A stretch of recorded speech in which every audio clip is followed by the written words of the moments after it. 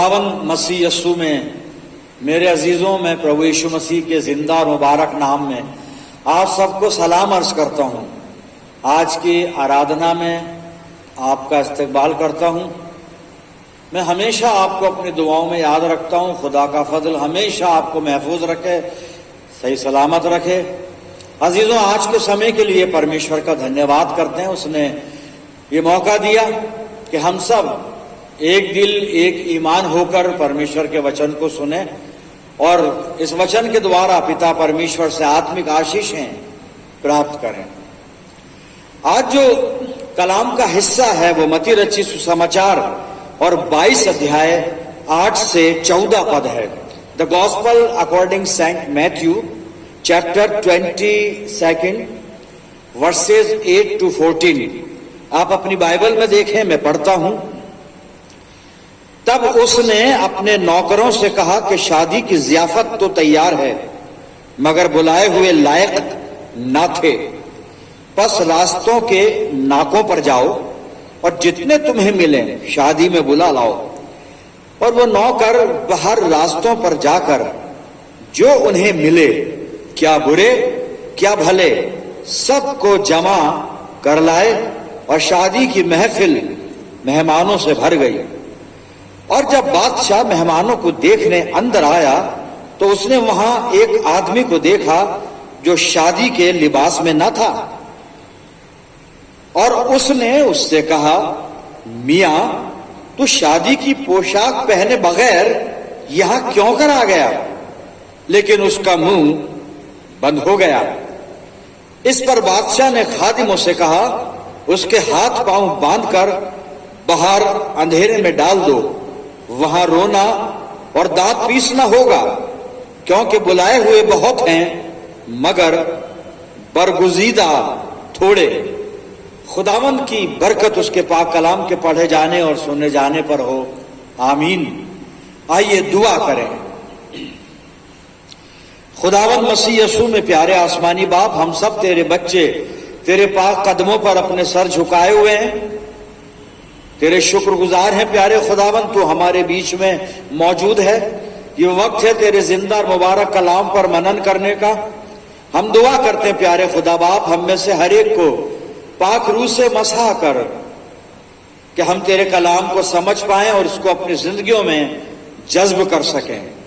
पिता परमेश्वर, जब ये वचन रूपी बीज हमारे दिल की जमीन पर गिरता है तो हमारी जिंदगियों में जड़ पकड़े और बहुत सा फल लाने वाला हो। प्यारे आसमानी बाप, दुआ करते हैं हमारे चारों तरफ अपने पाक फरिश्तों की सेना का बाड़ा बांधना कि शैतान हमें किसी भी तरह से तेरी रिफाकत से जुदा ना कर सके। प्यारे खुदा बाप, अपने आप को तेरे इख्तियार में देते हैं और इस दुआ को बड़े ईमान के साथ, बड़ी हलीमी और फिरोतनी की रूह में होकर तेरे प्यारे और इकलौते बेटे और अपने निजात देने वाले खुदावंद यीशु मसीह के जिंदा और मुबारक नाम के वसीले से मांगते हैं, सुन और कबूल कर ले, आमीन। अजीजों, एक बार फिर परमेश्वर का धन्यवाद करते हैं आज के इस मुबारक वक्त के लिए और इस अच्छी संगति के लिए। खुदा बाप ने हमें एक और मौका इनायत फरमाया कि हम खुदावंद के पाक और जिंदा कलाम पर मेडिटेशन कर सकते हैं। अभी जो कलाम में से मैं पढ़ रहा था आप सबके लिए और आप सबके सामने मत्ती 22 मैथ्यू 22 वर्सेस 8 to 14। मत्ती 22 8 से 14 पद। मैं 11 से 13 आयत रिपीट करूंगा और उसी पर फोकस करेंगे, उसी पर बातचीत करेंगे। मत्ती 22 11 से 13 आयत यहां पर लिखा हुआ है, और जब बादशाह मेहमानों को देखने को अंदर आया तो उसने वहां एक आदमी को देखा जो शादी के लिबास में ना था। और उसने उससे कहा, मियां, तू शादी की पोशाक पहने बगैर यहां क्यों कर आ गया? लेकिन उसका मुंह बंद हो गया। इस पर बादशाह ने खादिमों से कहा, उसके हाथ पांव बांधकर बाहर अंधेरे में डाल दो। वहां रोना और दांत पीसना होगा। अजीजों, खुदावंद मसीह यस्सु ने इस 22वें अध्याय में एक तमसील, एक दृष्टांत कहा है और वो दृष्टांत आसमान की बादशाही या स्वर्ग के राज्य से संबंधित है। और इस दृष्टांत में, इस पैराबल में खुदावंद मसीह यीशु ने एक राजा के बेटे के विवाह के भोज का जिक्र किया है। और मसीह यीशु यहां पर बता रहा है कि आसमान की बादशाही या स्वर्ग का राज्य इस तरह से है, उस बादशाह की मानिंद है, उस राजा की तरह है जिसने अपने बेटे की शादी की और अपने नौकरों को भेजा कि बुलाए हुओं को शादी में बुला लाएं, मगर उन्होंने आना ना चाहा। राजा है, अपने बेटे की शादी की, विवाह का भोज दिया, लोगों को निमंत्रण भेजा, और जब समय हुआ खाने का उसने अपने नौकरों को भेजा कि जाकर बुलाए हुओं को लेकर आओ ताकि उस जियाफत में शरीक हो, इस विवाह के भोज में शामिल हो। पर आगे दृष्टांत में खुदावंद मसीह यीशु फरमाता है कि जब नौकर वहां पर गए तो उन्होंने आना ना चाहा, कि उन्होंने जिनको इनवाइट किया गया था, निमंत्रण दिया गया था जिन्हें, उन्होंने इनकार कर दिया और वो बहाने बनाने लगे। कोई कहने लगा मुझे खेत पर जाना है, कोई कहने लगा मुझे सौदागरी के लिए यानी बिजनेस के लिए जाना है, और उन्होंने नौकरों को टाल दिया ये कहकर, और कुछ लोगों ने तो नौकरों को पकड़कर पीटा भी और मारा भी। और आगे इस पैराबल में मसीह यीशु ने बताया कि जब ये हुआ तो राजा बड़ा क्रोधित हुआ। राजा ने अपनी सेना भेजी, अपना लश्कर भेजा, और इन लोगों को जो बुलाए हुए थे इन सबको कत्ल कर डाला और इनके शहरों को जलवा दिया। और फिर उसने अपने नौकरों से कहा कि विवाह का भोज तैयार है, खाना तो तैयार है, अब मेरा खाना जाया ना जाए, बर्बाद ना हो, इसलिए तुम रास्तों में जाओ और रास्तों के नाकों पर, चौराहों पर जाओ, और वहां जो भी मिलते हैं, क्या भले हो क्या बुरे, सबको मेरे भोज के अंदर लेकर आ जाओ कि वो आए और मेरे बेटे की शादी का भोज खाएं, इस खाने को खाएं। और नौकर चले गए रास्तों पर, सड़कों पर, रास्ते के नाकों पर, चौराहों पर चले गए और वहां से लोगों को बुला कर ले आए कि राजा के बेटे की शादी का खाना है और चलो वहां पे खाना खाने। और सब लोग आ गए, और जब लोग आ गए और वहां पर भोज के लिए बैठ गए तो राजा उन लोगों को देखने आया। फिर ये जब राजा देखने आया तो वहां पर उसने एक आदमी को देखा जो शादी का लिबास पहनकर नहीं आया था, विवाह का वस्त्र पहनकर नहीं आया था, जो मैंने 11 से 13 आयत आपके सामने पढ़ी थी, मैं उसी पे बात कर रहा हूं। और राजा ने आकर उस व्यक्ति को देखा और उससे पूछा भी कि मियां तू शादी की पोशाक पहने बगैर यहां क्यों कर आ गया, कैसे आ गया, किस लिए आ गया। और आगे लिखा उसका मुंह बंद हो गया, उसने कोई जवाब नहीं दिया। लेकिन आगे राजा ने कुछ किया उसके साथ, और राजा ने ये किया कि नौकरों से कहा इसके हाथ और पांव बांधो और बाहर अंधेरे में डाल दो जहां पर दांतों का पीसना और रोना है। अजीजों, स्टेप बाय स्टेप इस पैराबल को समझते हैं। राजा ने कुछ लोगों को इनवाइट किया अपने बेटे के विवाह के भोज में, उन लोगों ने आना नहीं चाहा, और आना नहीं चाहा इतना नहीं बल्कि नौकरों का अपमान किया और नौकरों को मार भी डाला, राजा के नौकरों को। और तब राजा को गुस्सा आया और उसने अपना लश्कर फौज भेजी, इन लोगों को कत्ल करवाया और इनके शहरों को जला दिया। खुदावंद मसीह यीशु ने ये पैराबल, ये दृष्टांत अपने लिए कहा। खुदा बाप ने मसीह यीशु को यहां पर भेजा यहूदियों के लिए, यहूदियों को निमंत्रण दिया नजात के लिए कि मसीह यीशु पर विश्वास लाए और उद्धार पाए। लेकिन यहूदियों ने कबूल नहीं किया खुदावंद मसीह यीशु को, और न सिर्फ इतना बल्कि उन्होंने नबियों को सताया, यहूदियों ने, इसराइलियों ने नबियों को कुछ को कत्ल भी किया, और आखिर में खुदा के बेटे खुदावंद मसीह यीशु को भी कत्ल कर दिया। और उस बादशाह में शरीक नहीं हुए जो खुदा बाप ने उनके लिए तैयार की थी कि खुदावंद मसीह यीशु पर वो ईमान लाएं और स्वर्ग के राज्य के लायक ठहरे, अनंत जीवन पाएं। और तब प्रियजनों, इतिहास बताता है कि 70 एडी में रोमन सेना ने यरूशलेम पर हमला किया और वहां पर लोगों को कत्ल किया, उनको गारत किया, उनके शहरों को जलाया वगैरह वगैरह। ये पैराबल का पहला हिस्सा। पर उसके बाद राजा ने दूसरा स्टेप लिया, नौकरों को कहा रास्ते पर जाओ, चौराहों पर जाओ, सड़कों पर जाओ, और रास्ते के नाकों पर जो लोग मिलते हैं, चाहे बुरे चाहे भले, उन सबको बुला कर ले आओ। और वो बुला कर ले आए। और ये पैराबल का यह हिस्सा ये बता रहा है कि जब यहूदियों ने उस नजात को कबूल नहीं किया तो फिर नजात यहूदियों में से बाहर अन्य जातियों में गई। प्रभु यीशु मसीह ने अपने शिष्यों को अन्य जातियों में भेजा, खास तौर से पौलुस, और अन्य जातियों ने खुदावंद मसीह यीशु को कबूल किया और उस बादशाहत में आ गए। जैसे वहां पर वो रास्ते पर से जिन लोगों को बुलाया गया वो सब आ गए भोज में। अभी यहीं तक ध्यान रखें। और ये जो बुलाए हुए थे, जो रास्ते पे से बुलाए गए, चौराहों पे से बुलाए गए, रास्ते के नाकों पर से बुलाए गए, मेरे अजीजों मैं और आप हैं जो खुदावंद मसीह यीशु पर ईमान लाए और कलीसिया में शरीक हुए। ये हम लोग हैं जो खुदावंद मसीह यीशु के पास आए हैं, उस विवाह के भोज में आए हैं। हम आ गए, हमें बुला लिया गया, हम उसके लिए पालक बेटे बेटियां बन गए। ठीक है, हम आ गए, उस भोज में आ गए, उस भोज में सम्मिलित हैं। आज हम उसी भोज में सम्मिलित हैं। प्रभु भोज नहीं है आज, लेकिन ये कलाम, ये मन्ना है, ये भी मन्ना है, ये भी खाना है, रूह का खाना है ये कलाम। हम इस भोज में शिरकत कर रहे हैं, शरीक हैं, हमें बुला लिया। वहां तक भी पैराबल बिल्कुल ठीक है, कोई प्रॉब्लम नहीं, कोई ऐसी बात नहीं। लेकिन अब 11 से 13 पद वापस उस पर आते, जो मैंने रिपीट किया था, पढ़ा था, उसमें एक ऐसी बात है जो थोड़ी सी समझ में नहीं आती, लेकिन जब समझते हैं पवित्र आत्मा की अगुवाई में तो समझ में आ जाती है। अभी पाखरू समझा देगा, प्रियजनों, मुझे भी समझा देगा, आपको भी समझा देगा। और 11 से 13 पद में अब एक घटना वहां पे लिखता है मती, वो कहता राजा मेहमानों को देखने के लिए आया। मेहमान आ गए, यानी हम आ गए, कलीसिया में बैठे हैं, इबादत कर रहे हैं, इस आत्मिक मन्ना में हम शरीक हैं। ये रूहानी खाना यहां पर हम खा रहे हैं इस कलाम में से, खुदा बाप हमें खिला रहा है इस वचन में से, ये वचन ही आत्मिक भोजन है। और वहां पैराबल में, दृष्टांत में राजा जब देखने आया तो वहां पे लिखा है कि उसने एक शख्स को देखा, एक आदमी को देखा जो शादी का लिबास पहनकर नहीं आया था, विवाह का वस्त्र पहनकर नहीं आया था। राजा ने उससे पूछा, मियां, श्रीमान, सर, आप शादी में आए हैं और शादी का लिबास यानी शादी का विवाह का वस्त्र आप पहने बगैर आ गए। आपको वस्त्र पहनकर आना चाहिए था और आपने नियम तोड़ा। तो इतना ही नहीं कि मैं आपको उठाकर बाहर भगा दूं, बाहर भेज दूं।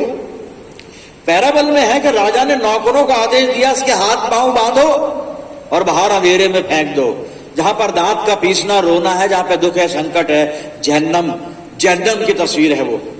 अजीजो, यहां पर एक चीज है जो जहन में आती है।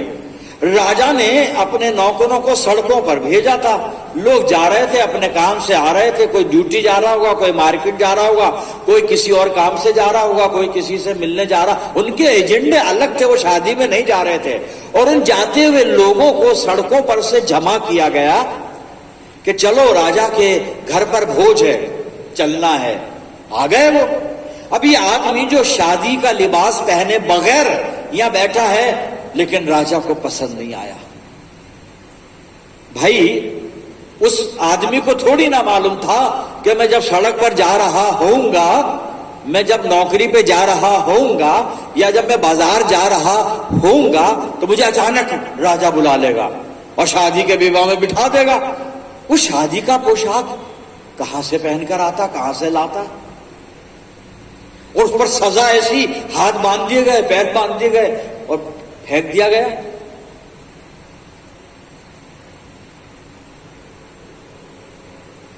यहां पर ऐसा नहीं लगता कि राजा गलत है। वो आदमी कोई घर से निकला था तो वो शादी के लिए नहीं निकला था, वो पार्टी वेयर पहनकर नहीं निकला था। फिर ये सजा क्यों? अजीजों, यहां पर जो बात है वो ये है कि जिस व्यक्ति इन लोगों को शादी में बुलाया, और ये लोग जानते थे शादी में जाने के उसूल क्या हैं, जब शादी में जाते हैं तो ठीक से तैयार होके जाते हैं, ये सब जानते हैं, ये सबको मालूम है। हम कहीं भी बिजी हों, लेकिन अगर हमें शादी में जाना है तो हम भरसक प्रयास करेंगे जी तोड़ मेहनत करेंगे, जल्दी से घर जाएं, तैयार होए, नहाएं, अच्छे कपड़े पहने, सूटेड वूटेड होके और फिर शादी को अटेंड करें। ये हर व्यक्ति जानता है, ये शख्स भी जानता था कि अगर मेरे को शादी के भोज में जाना है, then I must be ready according to marriage feast. उसको तैयारी करनी थी, पर वो बिना तैयारी के आ गया, इसलिए उसको दंड मिला। बिना पोशाक पहने, वहां लिखा है वो बिना शादी का लिबास पहने आ गया, विदाउट प्रिपरेशन। अगर मैं और आप यहां इबादत में विदाउट प्रिपरेशन आए तो हमारे लिए भी वही हलाकत है जैसे इस आदमी के साथ हुई। इसके हाथ बांधे गए, पैर बांधे गए, इसे बाहर फेंक दिया गया। और जब फेंका गया, पैरावल में लिखा है दांतों का पीसना, रोना, यानी जहन्नम। जहन्नम। मेरे अजीजों, हमें परमेश्वर ने बुलाया है, ये विवाह का भोज यानी ये इबादत प्रभु यीशु मसीह की इबादत है। यहां पर हम ये आत्मिक मन्ना यानी पाक कलाम सुनते हैं, रूह को खाना खिलाते हैं। अगर हम यहां पर बगैर प्रिपरेशन के आते हैं, बिना तैयारी के आते हैं, तो हमारा आना बेकार है, फिजूल है और हम गुनाह करते हैं। हम किस तैयारी के साथ आए हैं इबादत में अजीजों? तो हमें मालूम है कि हम इबादत में जा रहे हैं, और इबादत में कैसे जाया जाता है। इबादत के लिए तैयारी चाहिए। ये व्यक्ति विदाउट प्रिपरेशन यहां पर आया है। परमेश्वर के पास आए तो तैयारी के साथ आए। मेरे अजीजों, हम पर अनुग्रह हुआ है, खुदा बाप ने हमें बुला लिया। हम सड़कों पे जा रहे थे, आवारा घूम रहे थे, इधर उधर थे, अंधेरे में भटक रहे थे, पता नहीं क्या क्या करते रहते थे, परमेश्वर को जानते नहीं थे, गुनाहों में पड़े हुए थे। लेकिन हमें मसीह यीशु के द्वारा परमेश्वर ने बुला लिया, अपने राज्य में बुला तो लिया। हम जानते भी हैं और नियम भी जानते हैं, इबादत में कैसे आते हैं हम सब जानते हैं, वर्शिप में कैसे प्रिपेयर होके आना पड़ता है ये भी जानते हैं। लेकिन बहुत से लोग तैयारी के साथ नहीं आते। प्रियजनों, हम पे अनुग्रह हुआ है, हम पर ग्रेस हुआ है, and grace is not only a gift but it is a great responsibility. अनुग्रह जो है ये केवल एक वरदान नहीं है जो परमेश्वर ने हमें दिया, गिफ्ट नहीं है या इनाम नहीं है ये कि हमें ऐसे ही दे दिया इनाम। ये एक जिम्मेदारी भी है, ये एक कर्तव्य है। जब हम परमेश्वर के पास आ रहे हैं तो हम तैयारी के साथ आए। पहली तैयारी सेल्फ एग्जामिन, दूसरी तैयारी आत्मिक तैयारी के साथ। आत्मिक तैयारी में पवित्रता जो यीशु मसीह से मिलती है, नई शुद्धता जो प्रभु यीशु मसीह से मिलती है। पौलुस दूसरा कुरिन्थियों 5:17 में कहता है जो कोई प्रभु यीशु मसीह में है वो नई सृष्टि है। नई पवित्रता, नई शुद्धता, नई अच्छाई, हलीमी, हम्बलनेस, दीनता, नम्रता, इन चीजों के साथ हमें इबादत में आना है। मेरे अजीज, ये शादी का पोशाक है हमारा, ये है विवाह का वस्त्र जो अभी मैंने बताया। सबसे पहले सेल्फ एग्जामिन, अपने आप को जांचें। दाऊद एक दुआ कर रहा है, भजन संहिता 26 और 2 पद में वो कहता है, अय खुदावन मुझे जांच और आजमा, मेरे दिलो दिमाग को परख। अय खुदावन मुझे जांच और आजमा, टेस्टिंग भी करनी है, एग्जामिन भी करना है। और आगे कहता है मेरे दिलो दिमाग को परख। दिल ठीक है मेरा दिल इबादत में लगा हुआ है या कहीं और लगा हुआ है? दिमाग मेरा ठीक है, मैं दिमाग से जहन में ख्यालों में चर्च में बैठा हूं या कहीं और भटक रहा हूं, मेरे विचार में कुछ और चल रहा है?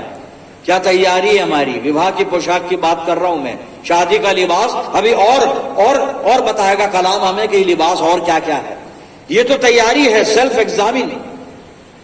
उसके बाद फिर नई पवित्रता जो यीशु मसीह से मिली हमें, नई शुद्धता है, अच्छाई, भलाई, नम्रता, दीनता, ये सब चीजें प्रियजनों अगर हम यहां लेकर आए हैं तो हम शादी का लिबास पहनकर आए। और अगर ये चीजें हमारी जिंदगी में नहीं है, हमारे जीवन में पवित्रता नहीं है, अच्छाई नहीं है, भलाई नहीं है, शुद्धता नहीं है, तो हम फिर शादी का लिबास पहनकर नहीं आए, विवाह का वस्त्र पहनकर नहीं आए हम। और हो सकता है हमें फिर हाथ पांव बांधकर और वहां फेंका जाए जो अभी पैराबल में हमने सुन भी लिया, समझ भी लिया। किस तैयारी के साथ आए हम? हमें बुलाया गया है, लेकिन तैयारी भी जरूरी है। खुदा के पास आए तो तैयारी के साथ आए। खुदा रूह है, यूहन्ना 4:23-24 में यीशु मसीह उस सामरी औरत से कहता है परमेश्वर आत्मा है, और अवश्य है कि उसकी आराधना करने वाले रूह और सच्चाई से उसकी आराधना करें, और उसमें ये बातें भी चाहिए। अब कुछ हवाले हम देखते हैं। ये विवाह का पोशाक है क्या? आत्मिक पोशाक है ये। इफिसियों 4 में आपके सामने प्रियजनों निकाल रहा हूं, और इफिसियों 4 के अंदर 22 और 22 से 24 पद में आपके सामने पढ़ूंगा। इफिसियों 4:22 से सुनिएगा। विवाह का वस्त्र, तैयारी, कौन सी रूहानी तैयारी चाहिए, कौन सी स्पिरिचुअल प्रिपरेशन चाहिए? पहले सुनिए कि तुम पिछले चाल चलन के पुराने मनुष्यत्व को जो भरमाने वाली अभिलाषाओं के अनुसार भ्रष्ट होता जाता है उतार डालो। इफिशियंस चैप्टर 4 वर्सेस 22-24 ये पढ़ रहा हूं मैं। और अपने मन के आत्मिक स्वभाव में नए बनते जाओ और नए मनुष्यत्व को पहन लो। यह है शादी का वस्त्र, विवाह का वस्त्र ये है, ये है शादी का लिबास। नए मनुष्यत्व को पहन लो जो परमेश्वर के अनुरूप सत्य की धार्मिकता और पवित्रता में सृजा गया। धार्मिकता और पवित्रता, शादी का लिबास। मैंने बताया था ना, हम तैयारी से आए, पवित्रता के साथ आए, धार्मिकता के साथ। यहां पे अब पौलुस बता रहा है इफिशियंस को, इफिसियों की पत्री में 4 अध्याय में। हम इस तैयारी में हैं कि नहीं है मेरे अजीजों? इब्रानियों के खत का लिखने वाला बड़ी खूबसूरत बात लिख रहा है। हम खुदा से मिलने आते हैं ना, किस तैयारी के साथ? अब सुनिए, इब्रानियों 12 और 14 पद, सबसे मेल मिलाप रखो। सब विवाह के वस्त्रों की जो खूबसूरती है ना, ये आयतें हैं। ये विवाह का वस्त्र ऐसा होता है। अभी सुना हमने इफिशियंस में से 4 अध्याय में से, इफिसियों 4:22-24। अब ये इब्रानियों 12, Hebrew chapter 12 and verse 14, the book of Hebrew, the letter of Hebrew, इब्रानियों की पत्री जी 12-14 में, सबसे मेल मिलाप रखो और उस पवित्रता के खोजी हो, उस पवित्रता के खोजी हो, उस पवित्रता के खोजी हो जिसके बिना कोई प्रभु को कदापि ना देखेगा। Never never never. क्या ये पाकीज़गी है मेरे जीवन में? यही है विवाह का वस्त्र। क्या ये पवित्रता है मेरे जीवन में प्रियजनों? विवाह का वस्त्र। और अभी आगे देखते हैं विवाह का वस्त्र क्या होगा, क्या वस्त्र हमें पहनना है, क्या चीज हमें पहननी है ताकि हमें स्वर्ग के राज्य से उठाकर बाहर ना फेंका जाए। 3 हवाले और पढ़ रहा हूं मैं। कुलस्सियों की पत्री को निकालें अब, और कुलस्सियों की पत्री में 3 अध्याय और उसका 12 पद। कुलस्सियों 3 और 12 पद। कुलसियंस चैप्टर 3 वर्स 12 सुनिएगा। कुलस्सियों 3:12, इसलिए परमेश्वर के चुने हुओं के समान जो पवित्र और प्रिय हैं, बड़ी करुणा और भलाई और दीनता और नम्रता और सहनशीलता धारण करो। धारण करो। Wear the humbleness, wear the goodness, wear the holiness. ये सब चीज धारण करनी। विवाह का वस्त्र यही है वो। अगर इसके बिना हम इबादत में आए, आराधना में आए, हमारी दुआ कबूल नहीं होगी, आराधना एक्सेप्ट नहीं होगी, और उसके विपरीत दंड और मिलने वाला है प्रियजनों, और मिलने वाला है।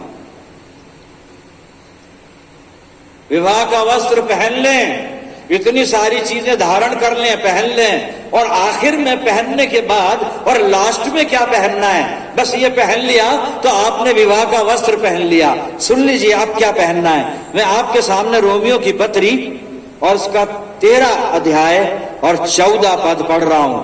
Romans, the epistles of Romans chapter 13 and verse 14 सुनिएगा। वरन प्रभु यीशु मसीह को पहन लो। ये है साहब विवाह का वस्त्र।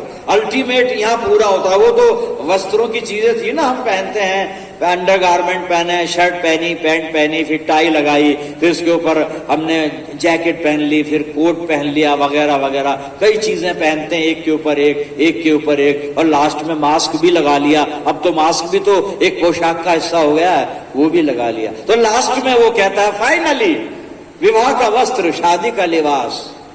यहां पे लिखा है वरन प्रभु यीशु मसीह को पहन लो और शरीर की अभिलाषाओं को पूरा करने का उपाय ना करो।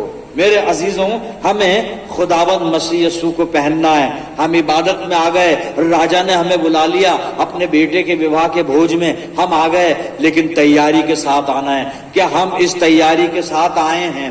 धन्य है वो जो इस तैयारी के साथ यहाँ पर बैठे हुए हैं, वो स्वर्ग के राज्य में आनंद और आदर के साथ प्रवेश किए जाएंगे, उनका प्रवेश होगा। लेकिन अगर हम तैयारी से नहीं हैं, दंड पैराबल में बता दिया था, मैं बार बार उसको रिपीट नहीं करूंगा, लेकिन खुदा बाप करे कि हम सब यहाँ पे तैयारी के साथ उपस्थित हों और तैयारी के साथ अपने प्रभु यीशु मसीह से मुलाकात करें। पिता परमेश्वर पवित्र आत्मा के द्वारा हम सब की अगुवाई करे। आइए दुआ मांगे। खुदावंद मसीह यीशु में प्यारे आसमानी बाप, तेरा धन्यवाद करते हैं पिता परमेश्वर, तूने ये जिंदा मुबारक कलाम हमारे हाथों में दिया है जो हमें मसीह जिंदगी में जीने के तौर तरीके सिखाता है। परम पिता परमेश्वर, आज वचन ने हमें सिखाया कि हम अपने स्वर्गीय राजा, अपने पिता परमेश्वर, राजाओं के राजा के पास हम किस प्रकार से तैयारी के साथ आए। परम पिता परमेश्वर, पाक रूह की रहनुमाई हमें अता फरमा कि हम रूहानी तैयारी के साथ हमेशा तेरे पास आना सीखें। परम पिता परमेश्वर, मैं प्रार्थना करता हूं जितने लोग इस दुआ में मेरे साथ शरीक हैं, इन सब अजीजों पर तेरी शफकत, रहमत और बरकत का साया हमेशा बना रहे। प्यारे खुदा बाप, हम सब मिलकर पूरे आलम के लिए दुआएं खैर करते हैं। परम पिता परमेश्वर, हमारी सब कलीसियाओं पर फजल कर और सबको आत्मा की तैयारी प्रदान कर, और हम सबको तौफीक दे पिता परमेश्वर कि हम प्रभु यीशु मसीह को पहन लें, प्रभु यीशु मसीह को पहन लें, अपनी जिंदगियों को तेरे इख्तियार में देते हैं। और ये दुआ बड़ी हलीमी के साथ, बड़े ईमान के साथ तेरे प्यारे और इकलौते बेटे, अपने नजात देने वाले और जिंदगी बख्शने वाले खुदावंद यीशु मसीह के जिंदा और मुबारक नाम के वसीले से मांगते हैं, सुन और कबूल कर ले, आमीन। अब हमारे खुदावंद मसीह यीशु का फजल, खुदा बाप की मोहब्बत, पाक रूह की रिफाकत और शिराकत हम में से हर एक के साथ, तमाम ईमानदारों के साथ, हमारी सब कलीसियाओं के साथ अब से लेकर हमेशा तक होती रहे, आमीन।